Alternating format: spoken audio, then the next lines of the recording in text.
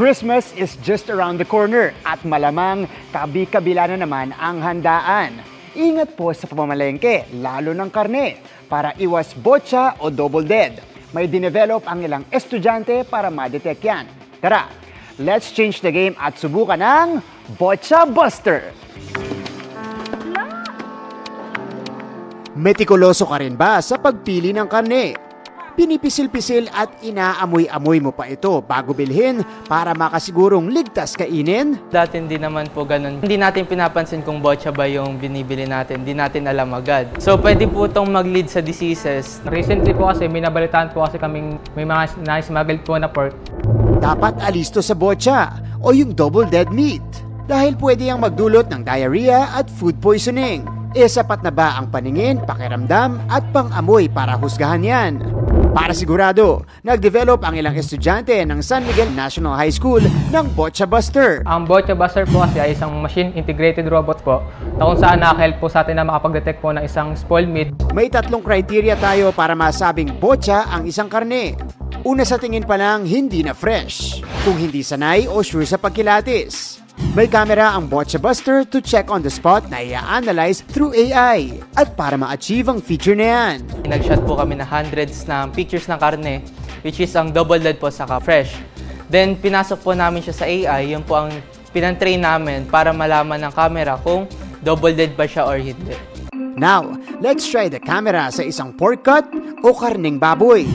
Second criteria, botcha ang karne kung lagpas 20 parts per million ang ammonia at hydrogen sulfide levels nito. Para masukat yan, may ikinabit sila sa Botcha Buster. Ang Botcha Buster, may gas sensor ito para makadetect ng ammonia at hydrogen sulfide na nire-release ng meat. Bago po natin i-test, i-close po muna natin itong yung box po. Kasi need po natin na i-close po natin lahat po yung box na to para po wala po siyang ma-detect na ibang gas po. At last sign na botcha ang karne ay kung acidic na ito. Dapat hindi lagpas sa 6.1 ang pH level. At para masukat yan, may isa pang ikinabit sa Botcha Buster.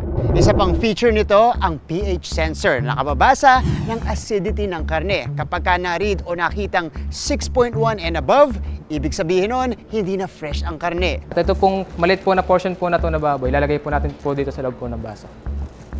Para po matest po natin yung pH level po. Sabay-sabay i-analyze ng ating device ang 3 test na ang results makikita sa connected app. So, is this botcha or not?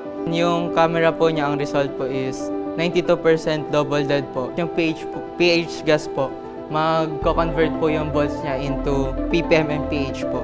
Then yung interpretation po sa baba, double dead botcha. No more second guessing. Botcha talaga ito. But for now, pork pa lang ang kaya nitong i-analyze. Ang future plans po namin dito is gawin po namin pwede na siya sa manok, sa fish, saka po sa beef. There you have it mga kapuso, a unique innovation designed specifically to ensure food safety and reduce health risks. Para sa GMA Integrated News, ako si Martin Javier, changing the game!